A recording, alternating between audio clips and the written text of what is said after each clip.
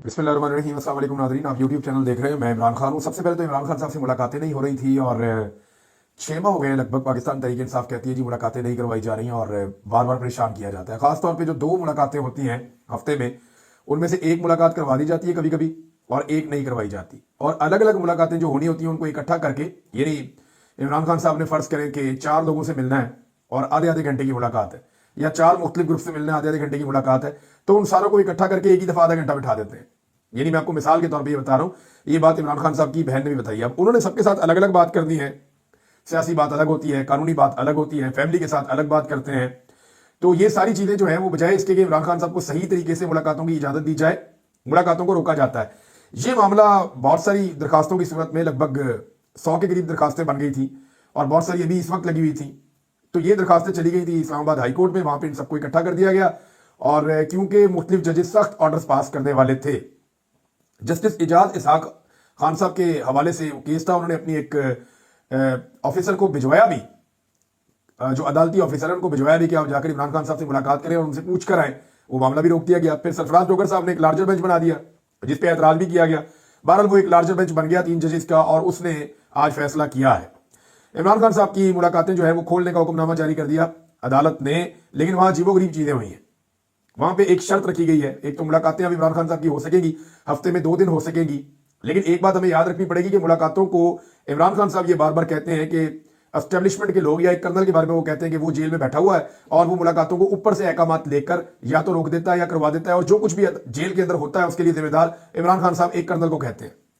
अब ये मुलाकातों के लिए हुक्म तो जारी कर दिया इस्लामाबाद हाई कोर्ट ने और ये कह दिया लार्जर बेंच ने की मुलाकातें करवाएं इमरान खान साहब की, लेकिन इसको मशरूत कर दिया।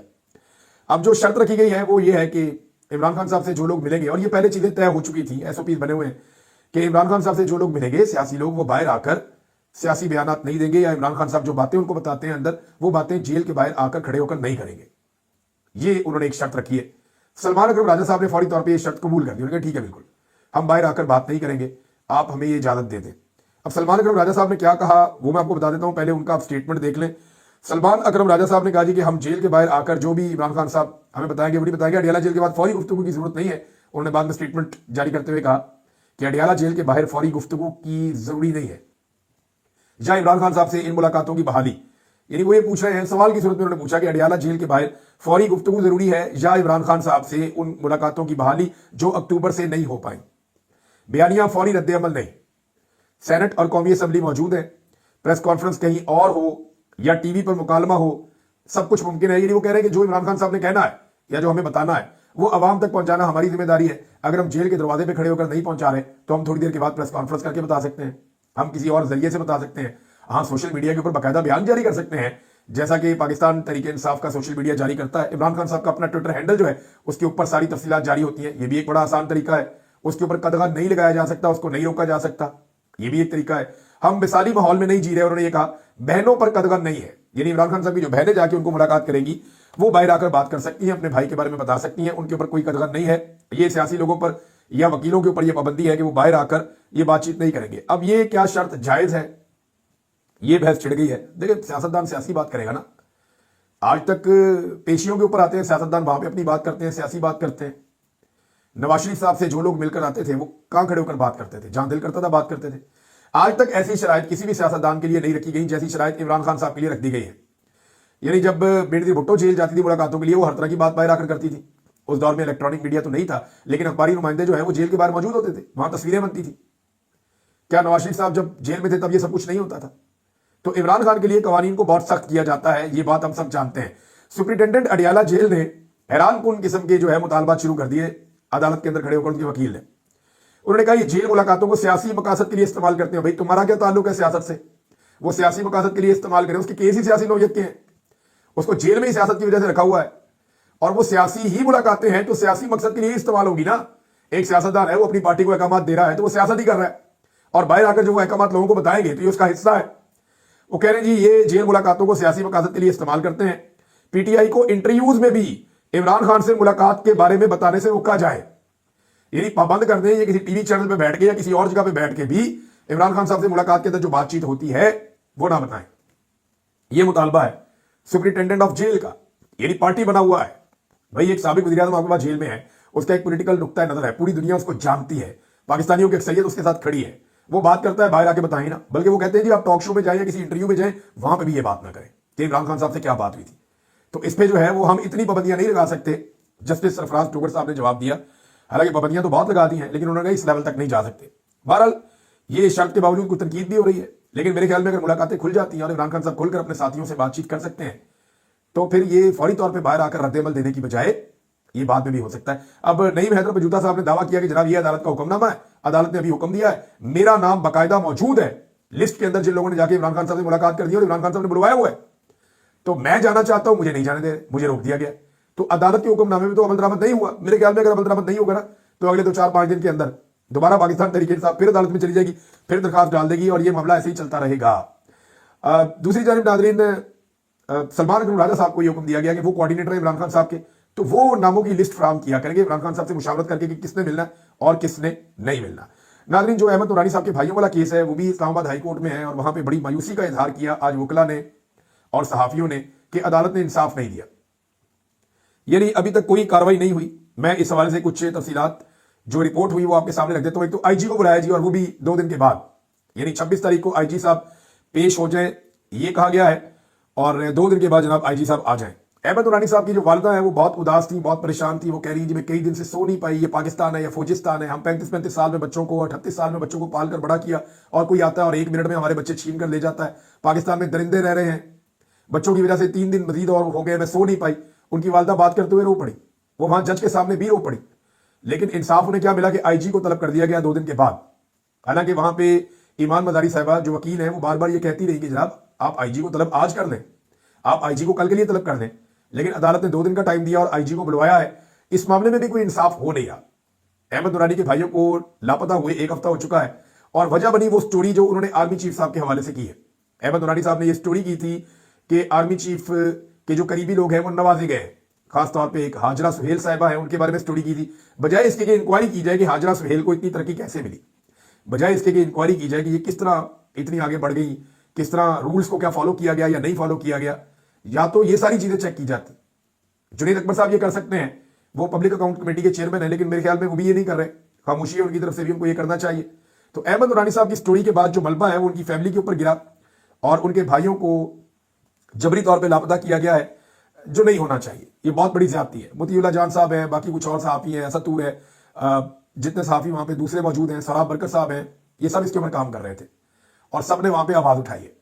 बहुत सारे ऐसे सहाफी हैं जो अहमद नूरानी साहब के बहुत करीब थे।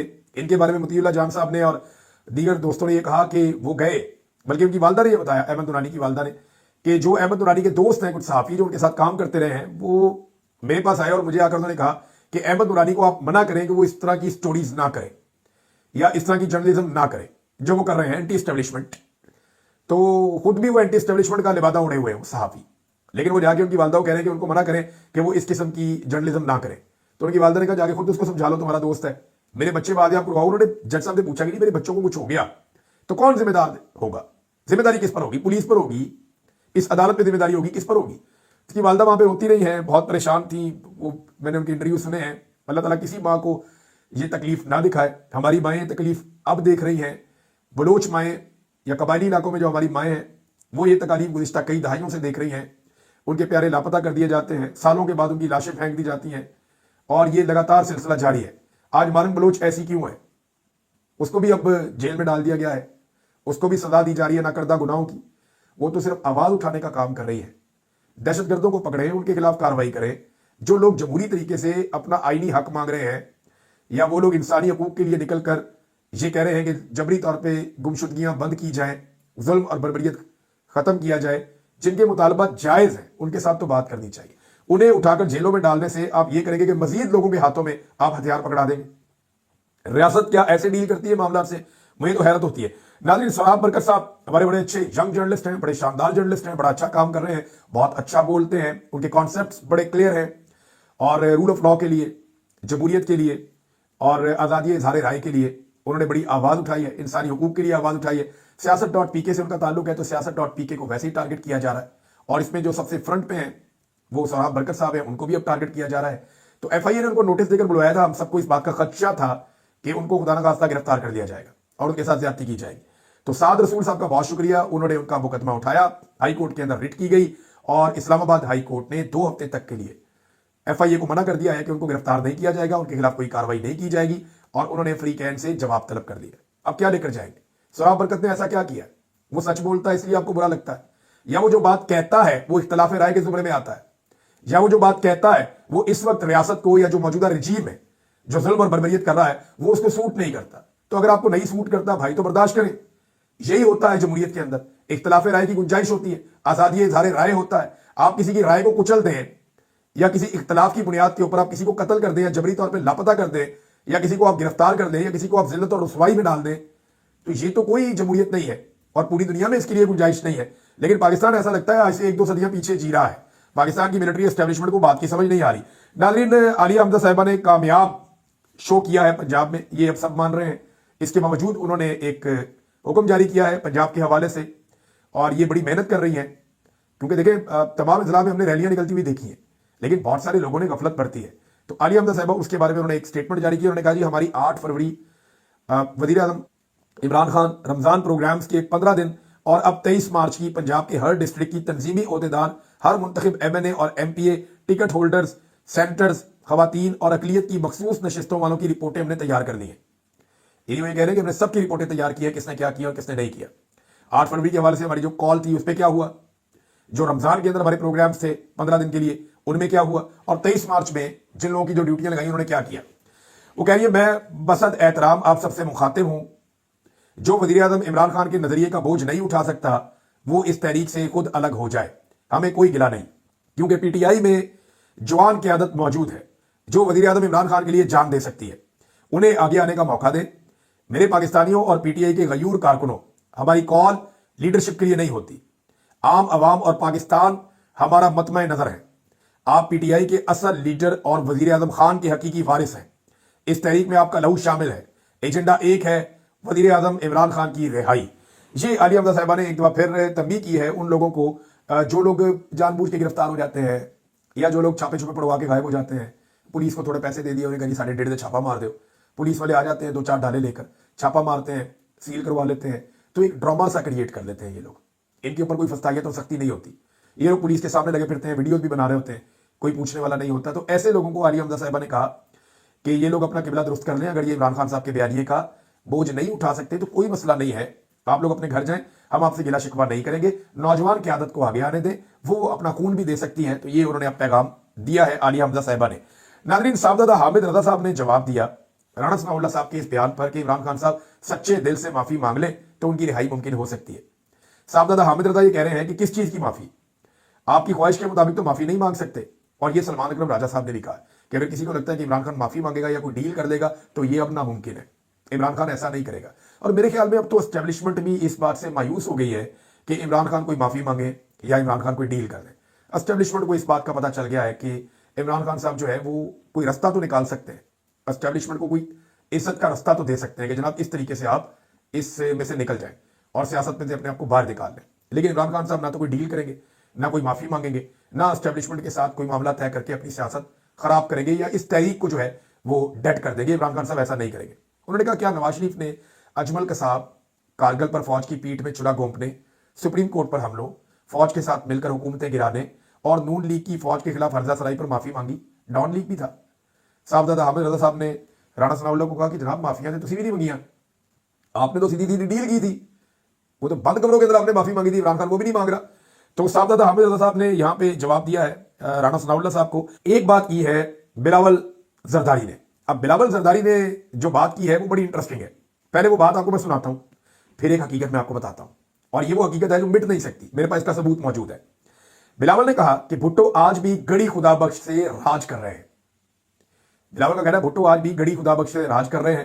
میرے خیال میں راج وہ کر رہے ہیں جنہوں نے بھٹو کو شہید کیا تھا، اور آج آپ ان کی گود میں بیٹھے ہیں، آپ کے ایک ہاتھ میں برش اور دوسرے ہاتھ میں جوتا ہے، اور سامنے آپ کے پالش پڑی ہوئی ہے، اور آپ دڑا دڑ ان کی گود میں بیٹھ کے پالش کر رہے ہیں۔ تو بلاول صاحب راج آج بھی ان کا ہے جنہوں نے بھٹو کو قتل کیا تھا، بھٹو کو شہید کیا تھا، اور آج آپ ان کے راج میں ان کے سہولت کار ہیں اور آپ کی کوئی حیثیت نہیں ہے۔ میں ناظرین آپ کو ایک خبر سناتا ہوں، اور یہ خبر جناب بہت پرانی ہے، بالکل نئی خبر نہیں ہے، بہت پرانی خبر ہے۔ دیکھیں یہ خبر کیا کہہ رہی ہے، یہ 17/3/1962 کا اخبار ہے، یعنی 17 مارچ 1962۔ اور یہ اخبار لکھتا ہے کہ ناقص جمہوریت سے ڈکٹیٹرشپ بہتر ہے، یہ ذوالفقار علی بھٹو کا اعلان ہے۔ اندازہ کیجیے آپ، اس میں وہ یہ کہہ رہے ہیں کہ پاکستان میں صدارتی طرز حکومت کو کام کرنے کا موقع دیا جائے، پارلیمانی نظام ناکام ہو گیا ہے، یعنی بھٹو پارلیمنٹ کے خلاف سازش کر رہا ہے اور صدر ایوب اور ڈکٹیٹرشپ کی سپورٹ کر رہا ہے، اور وہ یہ کہہ رہا ہے کہ ناقص جمہوریت سے ڈکٹیٹرشپ بہتر ہے۔ اب مجھے یہ بتائیں کہ یہ ہے بھٹو کا حقیقت، یہاں سے بھٹو نے اپنی سیاست شروع کی۔ ایسا گھٹیا جرم تو عمران خان نے کبھی اپنی پوری زندگی میں نہیں کیا۔ عمران خان نے ایک وقت میں کمپرومائز کیا اور کچھ حد تک کمپرومائز کیا، لیکن جب دباؤ بڑھا تو عمران خان نے کہا جی میں نہیں کمپرومائز کرتا، اس نے حکومت اپنی گرا دی۔ یہ عمران خان ہے۔ ذوالفقار علی بھٹو نے لمبے عرصے تک کمپرومائز کیا، ڈکٹیٹرشپ کو سپورٹ کیا، پارلیمانی جمہوریت کو ناکام قرار دیا، اور ناقص جمہوریت سے ڈکٹیٹرشپ بہتر ہے، یہ نعرہ ذوالفقار علی بھٹو نے لگایا اور اخبارات کے اندر یہ خبر چھپی۔ اندازہ کیجیے آپ۔ لیکن بھٹو نے اپنے داغ کو، یہ جو داغ بھٹو کے دامن پہ لگے ہوئے ہیں، بھٹو نے ان داغوں کو اپنے خون سے دھویا ہے، اسی لیے پاکستانی آج بھٹو کی عزت کرتے ہیں۔ تو کیا آپ یہ چاہتے ہیں کہ ہر لیڈر اس داغ کو اپنے خون سے دھوئے؟ کیا اس بات کا انتظار کر رہے ہیں کہ عمران خان کو پھانسی چڑھایا جائے تب آپ کو یقین آئے گا کہ وہ اب ایک نظریاتی انسان بن گیا ہے، آپ اس کو دوسرا موقع کبھی نہیں دیں گے؟ نواز شریف نے اس قوم کو بار بار دھوکہ دیا، لیکن ہمارے بہت سارے جو دانشور ہیں وہ ٹھنڈی بے شرمی کے ساتھ یہ کہہ دیتے ہیں کہ نواز شریف تو سیاست کر رہا ہے اور یہ سیاسی حکمت عملی ہے۔ بھئی آدھ درجن مرتبہ اس نے اسٹیبلشمنٹ کے خلاف تحریک کھڑی کر کے، انقلابی بن کے قوم کو ٹرک کی بتی کے پیچھے لگا کر ہمیشہ ڈیل کر لی، تو وہ نواز شریف سیاست کر رہا ہے، اور عمران خان جس سے ایک مرتبہ کمپرومائز ہو گیا اور اس پہ اس نے خود کہا کہ مجھے پچھتاوا ہے اور یہ غلط ہو گیا میرے سے، اور اس پچھتاوے کی وجہ سے اس نے اپنی حکومت بھی گرا دی، اس شخص کے اوپر کوئی اعتبار کرنے کو تیار نہیں ہے۔ 3 سال سے مار کھا رہا ہے، پاکستان کی تاریخ کی سب سے مشکل جیل عمران خان صاحب بھگت رہے ہیں، لیکن اس کے باوجود وہ اپنے موقف سے نہیں ہٹا۔ ناظرین، شیر افضل مروت صاحب نے ایک سٹیٹمنٹ دیا۔ مروت صاحب کا یہ سٹیٹمنٹ جو ہے وہ عمران خان صاحب کے اوپر انہوں نے تنقید کی ہے۔ وہ یہ کہہ رہے ہیں کہ پی ٹی آئی میں صرف جوتے چاٹنے والا قابل قبول ہے، یعنی عمران خان صاحب نے وہ لوگ رکھے ہوئے ہیں جو جوتے چاٹنے والے ہیں۔ میری خان سے ہمیشہ تو تکار رہتی ہے، حلفاً کہتا ہوں، بیرسٹر گور سے پوچھ لیں، میں نے خان سے کہا خدا کے لیے کسی ایک فیصلے پر تو ڈٹ جائیں، آج ایک فیصلہ کر کے قوم کو سناتے ہیں، پرسوں بدل لیتے ہیں۔ تو عمران خان صاحب پہ اب آہستہ آہستہ شیر افضل مروت صاحب نے تنقید شروع کر دی ہے۔ آنے والے دنوں میں آپ اگر شیر افضل مروت صاحب کو عمران خان صاحب نے واپس نہ لیا تو آپ بہت کچھ اور ہوتا ہوا بھی دیکھیں گے۔ شیر افضل مروت صاحب کو ان کے دوستوں نے خاموشی کا مشورہ دیا تھا، لیکن مجھے لگتا ہے ان کی بس ہو گئی ہے اور انہیں لگتا ہے کہ اب وہ اور انتظار نہیں کر سکتے۔ فضل الرحمان صاحب نے ایک بڑی خوفناک حقیقت بتائی ہے۔ دیکھیں، ڈاکٹر مارن بلوچ جو ہے ان کو ابھی اریسٹ کیا ہوا ہے اور جیل میں رکھا ہوا ہے۔ پورے بلوچستان میں احتجاج ہو رہا ہے، بلوچستان کے بیشتر علاقے بند ہیں اور ایک پہیا جام ہڑتال کی صورتحال ہے۔ کوئٹہ میں کچھ حد تک حکومت نے کنٹرول کیا ہے، باقی جگہوں پہ کنٹرول نہیں ہو رہا۔ ایسے میں فضل الرحمان صاحب کا بڑا خوفناک سٹیٹمنٹ ہے اور یہ سب کی آنکھیں کھلنی چاہیے۔ انہوں نے خبردار کیا ہے کہ بلوچستان میں بلوچ اکثریت علاقہ اس پوزیشن میں آ چکا ہے کہ پاکستان سے علیحدگی کا اعلان کر سکتے ہیں۔ میری اس بات کو تنقید کا نشانہ بنایا جائے گا، لیکن ہمیں حقیقت پسندی سے اس صورتحال کی نزاکت کو سمجھنا ہوگا۔ فضل الرحمان آج یہ بات سب کے سامنے کرنے کے لیے مجبور ہو گیا ہے۔ ناظرین، میں ایک چیز آپ کو بتاؤں کہ پاکستان پہلے بھی 2 ٹکڑے ہو گیا تھا پاکستان کی ملٹری اسٹیبلشمنٹ کی ضد اور انا کی وجہ سے۔ خدا نہ خواستہ فضل الرحمان صاحب جو بات کر رہے ہیں، اگر یہ ملک اس طرف جاتا ہے تو کیا بنے گا؟ اس سے پہلے پورے پاکستان کو جاگنا پڑے گا، سارے سیاستدانوں کو اکٹھے بیٹھ کر اس مسئلے کا حل نکالنا پڑے گا۔ اب تک لیے اتنی، اپنا خیال رکھیے گا، اپنے چینل کا بھی۔ اللہ حافظ۔